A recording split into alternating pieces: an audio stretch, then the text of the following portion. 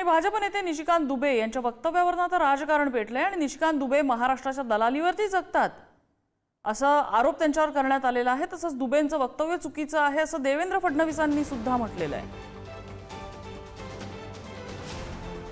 त्यामुळे एकीकडे निशिकांत दुबे बरळले तर दुसरीकडे मात्र भाजपने त्यांच्या वक्तव्यावरून हात झटकलेले आहेत। संजय राऊतांनी त्यांच्यावर घणाघात केलाय। निशिकांत दुबे महाराष्ट्राच्या दलालीवर जगतात असं संजय राऊतांनी आरोप केलाय।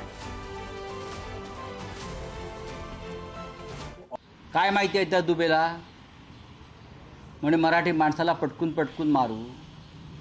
हे उद्योगपतींची दलाली करून कमिशनखोरी करण्याइतपत सोपं आहे का मिस्टर दुबे?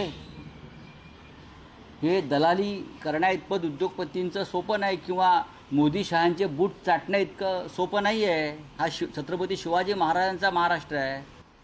फडणवीसांनी निषेध धिक्कार नाही, अत्यंत कठोर शब्दात निर्वसना केली पाहिजे या दुबेची, या दलालाची। हा दलाल आहे उद्योगपतींचा आणि त्याला असं वाटते मुंबईतली त्याची दलाली कमी होईल।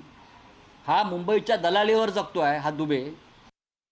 पहिली गोष्ट तर अशी आहे की निशिकांत दुबे यांचं जर तुम्ही पूर्ण ऐकलं तर ते संघटनेच्या संदर्भात बोलले आहेत। ते मराठी माणसाला त्यांनी सरसकट त्या ठिकाणी म्हटलेलं नाही। तथापि माझं मत असं आहे की अशा प्रकारे बोलणं योग्य नाही आहे, कारण त्याचे जे अर्थ निघतात ते अर्थ हे लोकांच्या मनात संभ्रम तयार करतात। महाराष्ट्र आणि मराठी माणसाचं कॉन्ट्रीब्युशन या देशाच्या इतिहासामध्ये आणि या देशाच्या वर्तमानामध्ये कोणीच नाकारू शकत नाही आणि जर कोणी नाकारत असेल तर ते अत्यंत चुकीचं आहे।